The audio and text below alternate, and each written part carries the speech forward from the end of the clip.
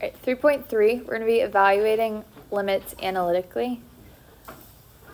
We're going to be doing this without a calculator, and then we have a quiz on 3.2 and 3.3 on Friday, and the quiz will also be without a calculator. So we used a calculator in the first section to kind of understand how limits work. Now we're going to be solving them mathematically. So we've got three basic limits. If we're taking the limit of b as x approaches c, and our answer would still be b, so any constant number. Our limit, or our graph of our limit here, would just be a line. This would be like if we had y equals b, or if y equaled a number, we just have a horizontal line. So it doesn't matter what we're plugging in, any number that we would plug into our x here, we'd get the same value for our answer. So this line would be y equals b, or it would be y equals whatever number you have for b. Now if we're taking the limit of x as x approaches c and you get your constant c, that would just be a point.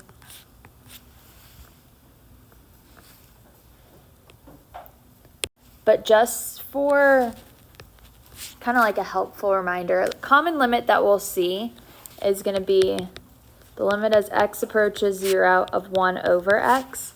It's important to know what this graph looks like. So this is our rational function here. Our graph looks like this. So as x approaches 0, what would our limit be?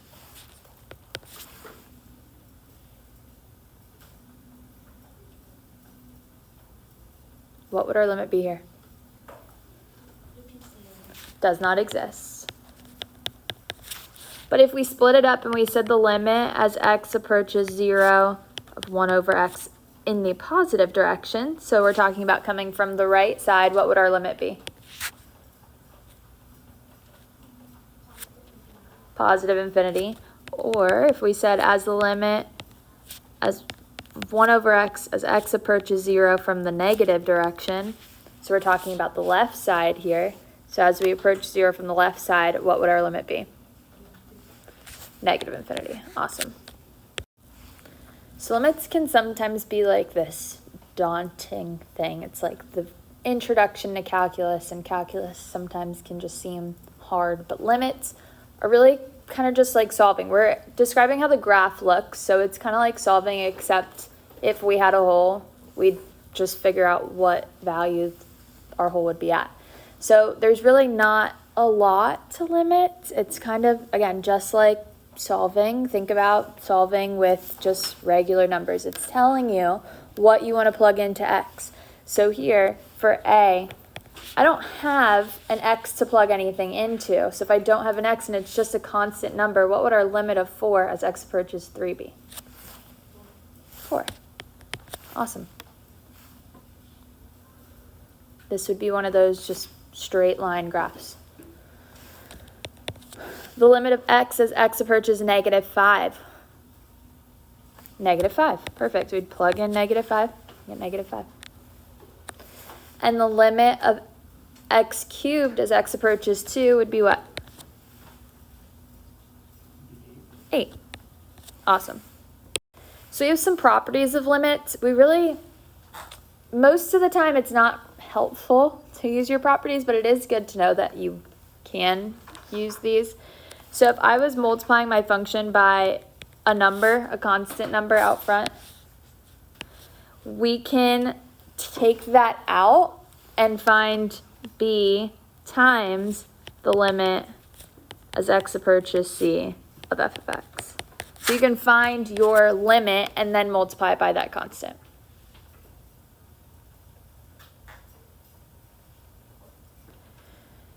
If I was finding the limit as x approaches c of f of x plus g of x, I could do it separately. I could find the limit as x approaches c of f of x and then add it to the limit as x approaches c of g of x. So you can find them separate. Same thing with multiplying. We can just find our two limits, multiply them together. Same thing with dividing. And then same if we have an exponent, we can just take that exponent out. So if I had the limit as x approaches c of f of x, I'd find what the limit is, and then I could raise that to whatever power I have.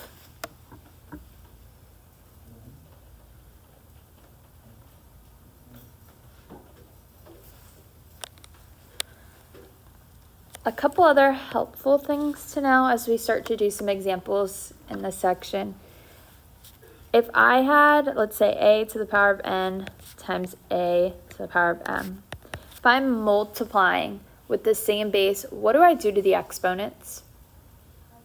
Add them. So this would be a to the power of n plus m.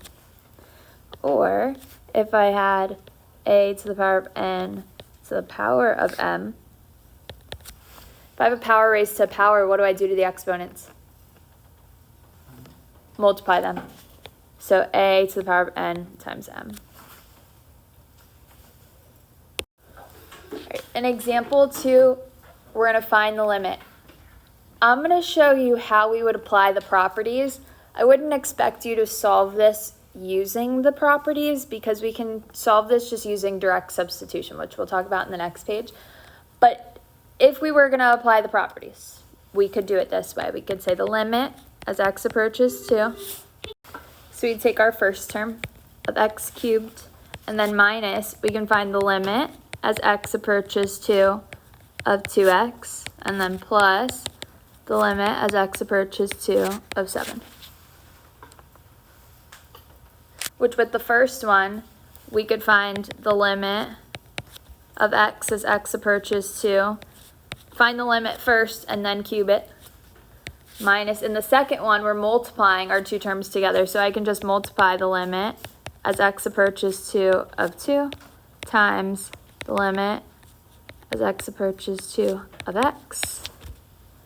And then plus the limit of 7 as x approaches 2.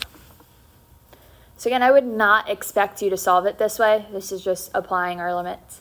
But now we could go ahead and find each limit individually. So the limit of x as x approaches 2 would be what? For this part here. 2. And 2 to the third power would be 8.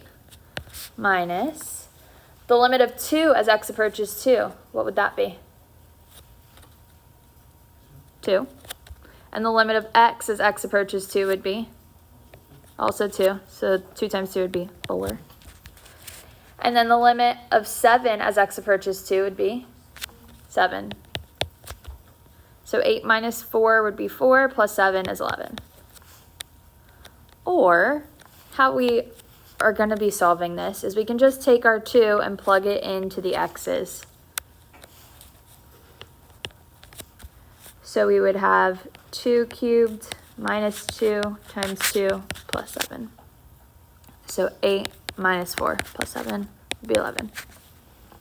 Again, I don't expect you to solve it the way in the red. It's helpful to know that you can break them apart. It's the same thing. You get the same answer. But on the next page, we're going to talk about direct substitution, which means we can just take what x is approaching and plug it in. All right, so one way that we can solve limits is direct substitution. So we can just take what x approaches, plug it into our value. So if I had the limit as x approaches c, I'm going to take c and plug it into the x's and just find f of c instead. You can use direct substitution for all the polynomial functions and for rational functions with non-zero denominators. So when that x, when we plug it in, if it makes 0 in our denominator, we'll have to look at other ways that we can solve. So different ways that we can solve limits is by graphing, which we talked about in 3.2. We used our calculator, graphing, or using a graphing utility. So you can either graph it by hand or use your calculator.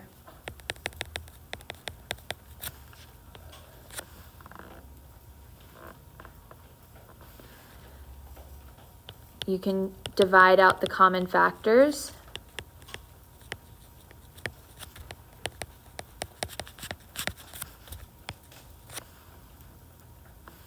or we may have to rationalize. But the first way that we would want to try would be direct substitution. Just plug in the number that it tells you. So this is always going to be step one.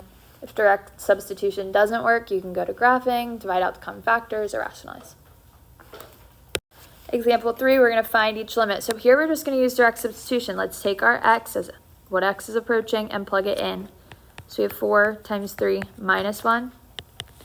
So our limit as x approaches 3, would be what? 11. Perfect. Same thing with b. We're going to use direct substitution. We're going to plug in 2. So I have 2 squared minus 2 plus 3 over 2 plus 2. So 2 squared would be 4, minus 2 is 2, plus 3 would be 5 over 4. So our limit would be 5 over 4.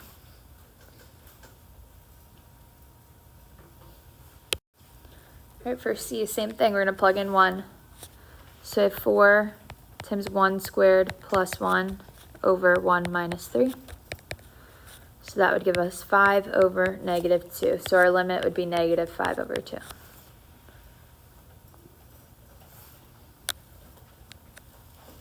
And then for d, we're going to plug in 2. So the cubed root of 5 times 2 plus 7 over 2 squared plus 1. So this would give us the cubed root of 17 over 5. I can't have a fraction under a cubed root or under a square root. We got to simplify. We have to rationalize here. If I have a cubed root, how many of a kind do I need? 3 of a kind. Perfect. So I'm going to multiply the bottom by 5 times 5. And whenever I multiply to the bottom, I also have to multiply to the top too. So now that I have 3 of a kind on the bottom, I can circle it. A 5 would come out, so we have the whole number 5 on the bottom. And then I'm left with the cubed root of 17 times 5, or 17 times 25, which would be 425. So our limit would be the cubed root of 425 over 5.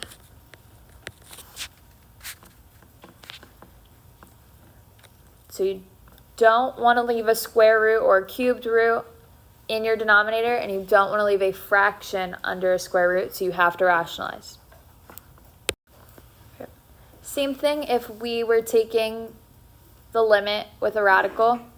Bless you. We can use direct substitution here. Just be careful. You don't want to end up with a negative under your radical, because then your limit would not exist. If your graph doesn't exist at that part, your limit does not exist. So here it says the following limit is valid for all c values if n is odd. So if we had like the cubed root, we could take whatever value we wanted under the cubed root. We could have the cubed root of a negative, but it's valid for positive numbers if n is even. So if we had the square root, it would have to be positive underneath. So here we're going to use direct substitution. Let's take our 2, plug it in. So we've got 2 squared plus 4 would be 4 plus 4, so the square root of 8. Always simplify your radical if you can. Can I simplify the square root of 8? What does it simplify to? 2 square root 2. Awesome. So that would be our answer. So most of the time, we're going to have functions that agree at all but one point, which means that we have a whole. So a lot of our limits, it's not just going to be as easy as direct substitution. We can just plug it in. We may have to do some math before we can just plug it in. So that happens when our denominator equals 0. If we plugged 1 in here, we'd get 0 in our denominator, which doesn't exist. So we may have to do some simplifying. We might have to find a common factor to get that to cancel out, or we may have to rationalize. So here, let's see if we have a common factor. On top, we have the difference of cubes. We talked about this in the last section. The difference of cubes is, anybody remember the acronym that we use for it? SOAP. So it factors into a squared AB, B squared. SOAP stands for same sign, so it'd be minus, opposite sign, plus, always positive, last sign's always going to be plus. So here our A is x and B would be 1, so it would be x minus 1, x squared plus 1x, or just x plus 1, over x minus 1. Do we have any common factors on the top and the bottom? What? X minus 1. So we can cross those off. They're going to go away. Now what we're left with is the limit as x approaches 1 of x squared plus x plus 1. So now we can just plug 1 into our x's. So when we plug 1 in, what do we get? 3. So our limit would be 3.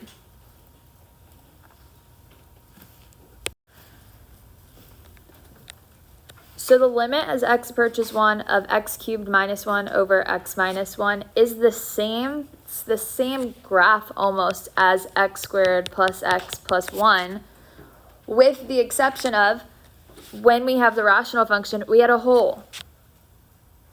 If we had x squared plus x plus 1, there is no hole. It's just a regular parabola.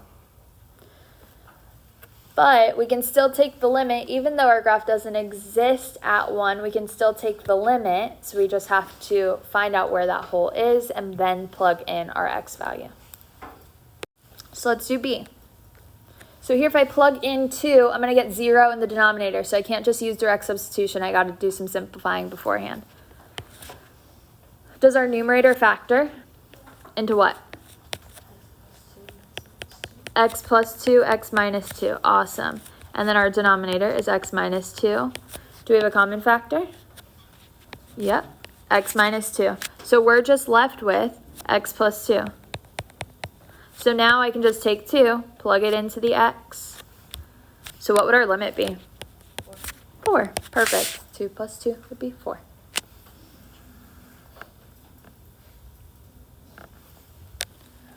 Let's do the same thing for C. If I plug -4 in, I'd get 0 in the denominator, so we can't just use direct substitution. Let's factor our denominator first. What are 2 factors of -12 that add to 1? -3 and 4. So here we have x minus 3 and x plus 4. Doesn't quite match the top, but can we factor out the top? What can we factor? How can we factor? We can take a 2 out. We can take out the GCF. So when we divide out the 2, we're left with x plus 4. Now do we have a common factor? Yeah, x plus 4s will cancel. So we're left with 2 over x minus 3. So now we can take the limit as x approaches -4 of 2 over x minus 3. So we just plug -4 in. So we're left with 2 over -7. Questions? All right, we're going to do part 2 also. So go ahead and open up part 2 notes. So we're going to do the same thing in part 2. We're still evaluating our limits. We're just going to talk about a couple different strategies. So we're going to talk about the rationalizing technique. If you have a square root in your numerator or denominator, you may want to rationalize either one if you end up with 0 in the denominator. So here, we could actually plug it in first because we don't end up with 0 in the denominator if we plug it in. This would be 3 minus 9 over square root 3 minus 3.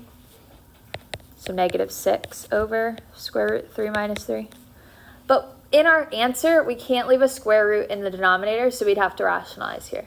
So we could multiply the top and the bottom by the conjugate. So to rationalize, we multiply by the conjugate. So our conjugate of 3, square root 3 minus 3 would be square root 3 plus 3. And whatever we multiply to the bottom, we also have to multiply to the top. So on top, we get -6 square root 3 minus 18. On the bottom, since we have conjugates, we can use our conjugate shortcut. So a squared minus b squared where our first term is our a, so we have square root 3 squared. The second term is our b, 3 squared. So square root 3 squared would cancel. We're left with 3 minus 9. And 3 minus 9 would be negative 6. Can we simplify?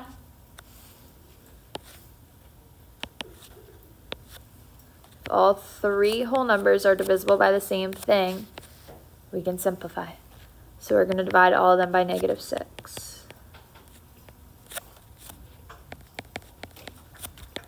So we get square root 3 divided by negative 6 would be plus 3 over 1. Or to rewrite this a little bit better, and in standard form, this would be 3 plus square root 3.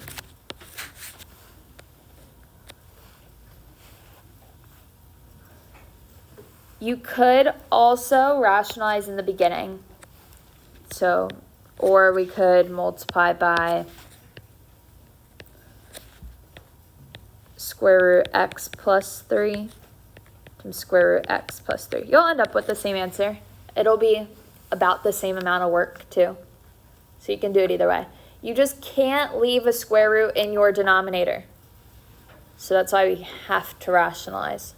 A lot of these questions though, when you plug in your x into the denominator, you'll get 0. So that's why we have to rationalize to start. You can't just plug it in right away. Questions? All right, let's look at example B. So if we plugged in 0 here, we'd get 0 in the denominator, which is undefined, so that doesn't work. So we want to rationalize. Here we're rationalizing our numerator though. So we're going to rationalize by the conjugate of the numerator. So that would be square root of 1 plus x plus 1. Whatever I multiply to the top, I also have to multiply to the bottom. So square root of 1 plus x plus 1. Let's multiply our numerator together. So we can use our conjugate shortcut, a squared minus b squared. So our a would be 1 plus square root of 1 plus x, and our b is just 1. What is the square root of 1 plus x squared?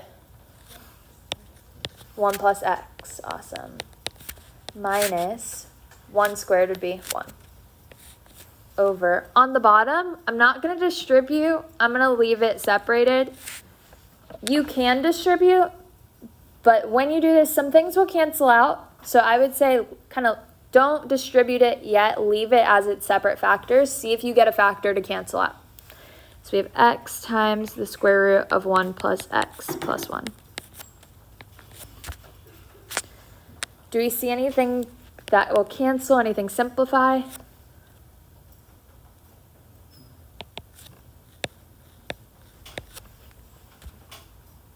On top? 1 minus 1 cancels, it's just 0. So then we're left with x over x times square root of 1 plus x plus 1. Anything else? The x. I have an x that's being multiplied on the bottom and on top, so the x's will cancel. So we're just left with 1 over the square root of 1 plus x plus 1. Now let's plug in what it tells us for x. So we're plugging in 0 and see what we get. Hopefully we still don't get 0 in the denominator. So we have 1 over the square root of 1 plus 1. What's the square root of 1? 1. So 1 plus 1 would be 2. So we get 1/2. Right, next we're going to talk about the squeeze theorem. So if we have two functions, so if we have h of x that's less than or equal to f of x that's less than or equal to g of x for all x in an open interval containing c, if the limit of h of x is equal to a value and the limit of g of x is equal to a value, then f of x, whatever is in the middle, the limit would also be equal to that value. So if I had the limit of g, if my graph approaches 10, or my limit of h, we'll start with h, if it approaches 10, and the limit of g, if that would be 10, then our limit of f in the middle would also be 10. So we're using the squeeze theorem to find f of x. So it doesn't even tell us what the function is at f of x, but it does give us, we'll call this h of x, and we'll call the second one g of x. It gives us two other functions, and it says f is just right in the middle of them. So we want to find the limit of 5 minus x cubed as x approaches 0. And we want to find the limit as x approaches 0, 5 plus x cubed.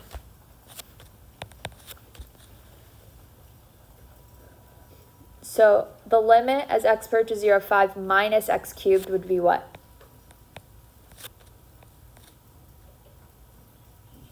Just 5. Awesome. What about for the limit as x approaches 0, 5 plus x cubed? Also 5.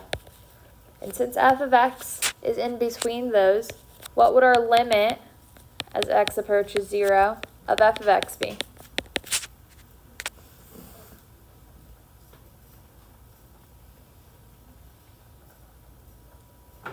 Five, the same number. Such is what the squeeze theorem says. If these were not the same value, you can't use the squeeze theorem. Doesn't necessarily mean that your limit doesn't exist. You just can't use the squeeze theorem to find the limit. All right, let's look at, yes. So for A, we can't plug in 0 because that would give us 0 in the denominator. So we've got to do some simplifying in our fraction here. Let's combine our numerators together. Let's make it one fraction on the top. That way, if we have a fraction over a fraction, we can keep, change, flip. So if I'm subtracting my fractions on the top, I need a common denominator. So I can multiply the top and the bottom here by 4. And then I can multiply the top and the bottom of my second fraction by x plus 4. That way our common denominator will be 4 times x plus 4. So on top we get 4. Here I have negative 1 that I'm going to distribute to both terms here. Be careful. The most common mistake that people make in this type of question is that they only multiply negative 1 to the x and they forget about the 4. So we've got negative x minus 4. So I kind of did a couple steps in one, but we're just distributing that negative 1 to the x and the 4. And this is still over x in the bottom. Any questions with what we did so far? Let's simplify it a little bit. 4 minus 4 will just cancel. So we're left with negative x. All right, from here, since we have a fraction inside of our fraction, we want to keep, change, flip. Be careful when you're doing your keep, change, flip. A lot of people on the last test or quiz, I can't remember which one, but there was a fraction and a fraction.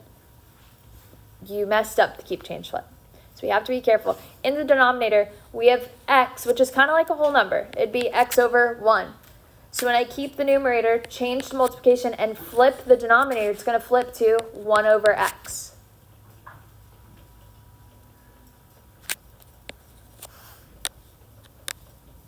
So now when we multiply these together, do I have any common terms in the numerator and the denominator?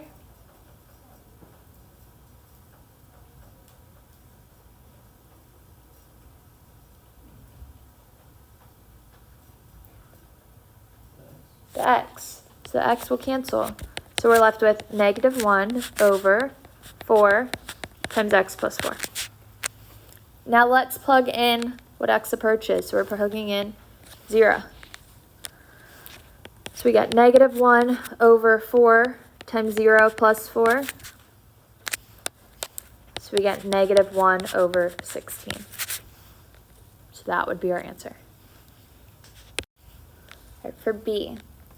So B kind of looks a little bit different. It gives us a different value here. So this little triangle is like the change in x, which we'll kind of talk about in the next few sections. This will come up more throughout calculus.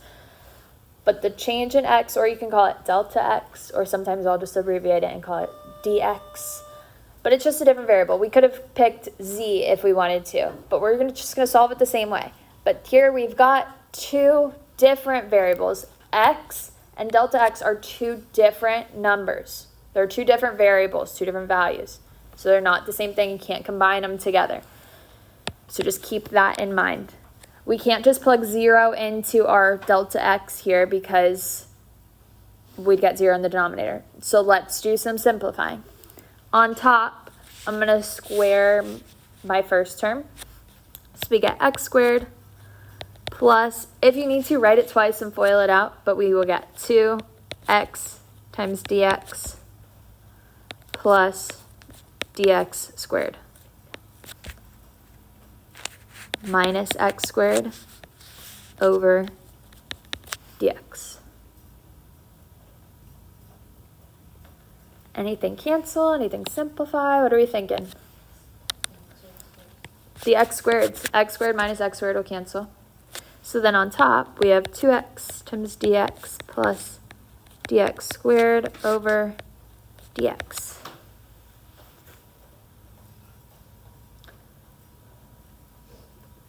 Anything else cancel? Delta x will go away. We've got a delta x in every term here. So we can take out a dx on top, and we're left with 2x plus delta x over delta x. Since we're multiplying that dx on the top and on the bottom, we can just cancel them out. So we're left with 2x plus dx.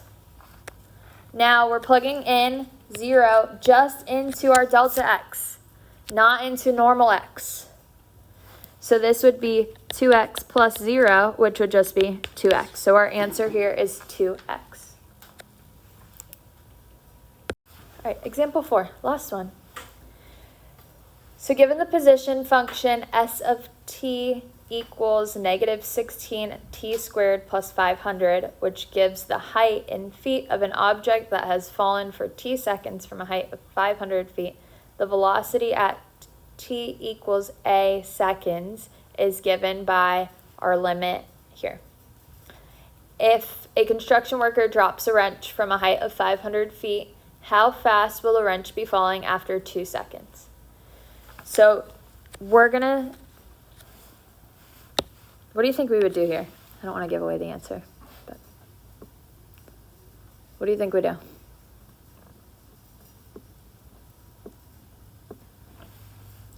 It's asking for how far the wrench will be falling after 2 seconds. So we're going to plug 2 into something. What's talking about seconds? Which variable? Yeah, well, our A is. So A, seconds. So we're going to plug 2 into A. So we're going to be asked to find the limit as t approaches 2 of s of 2 minus s of t over 2 minus t.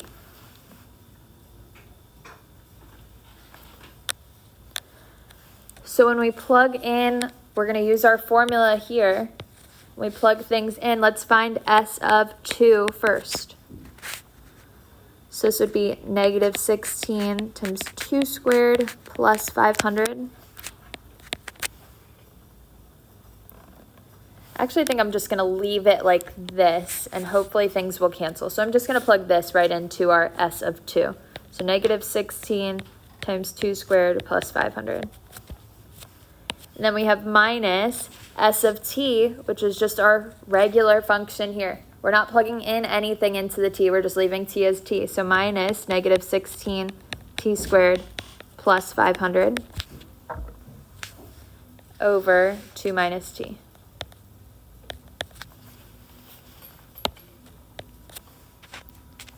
So first thing I want to do is distribute this negative.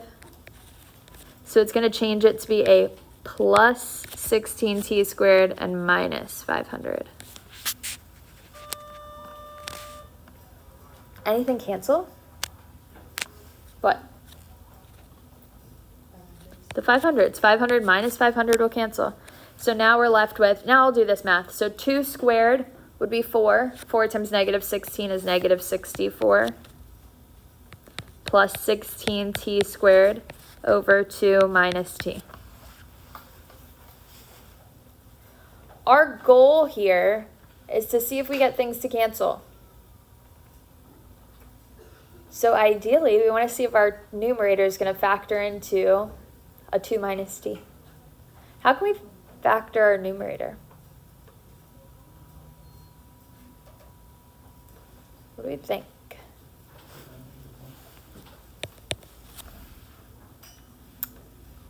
It might help. Let's rewrite it as 16t squared minus 64.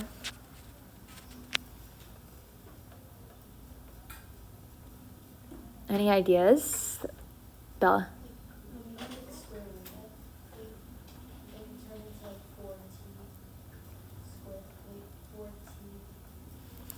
So like the difference of squares, so 4t plus 8 and 4t minus 8. We can definitely do that. Minus 8. But does that get us 2 minus t? It does get us a little bit closer, but let's, instead of doing that, do we have a GCF that we can take out? 16. Let's take out the 16. So here we're left with t squared minus 4. Now we still have the difference of squares, so this would be 16 times t plus 2 times t minus 2 over 2 minus t.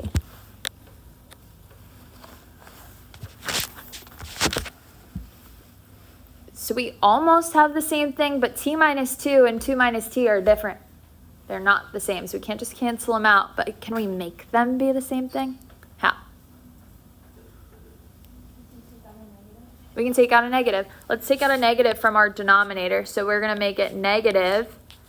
That changes the sign to negative 2 plus t, or if you wanted to rewrite it, we could say t minus 2, because the 2 is negative. So I'll rewrite it here so we can see it a little bit better. On top, we've got 16 and t plus 2 and t minus 2. And then on the bottom now we have negative t minus 2. So now do we have a common factor? Yes, the t minus 2's. So then we're left with negative 16 times t plus 2. What were we plugging into t? What were we asked to find the limit of as x approaches what? 2. Or, sorry, t as t approaches 2. So we're plugging in 2 into our t. So we have negative 16 times 4. So this would be negative 64. And because this is a word problem, we've got to give some context to our answer. We can't just say negative 64. It's asking how fast will the wrench be falling after 2 seconds? What unit are we talking about here?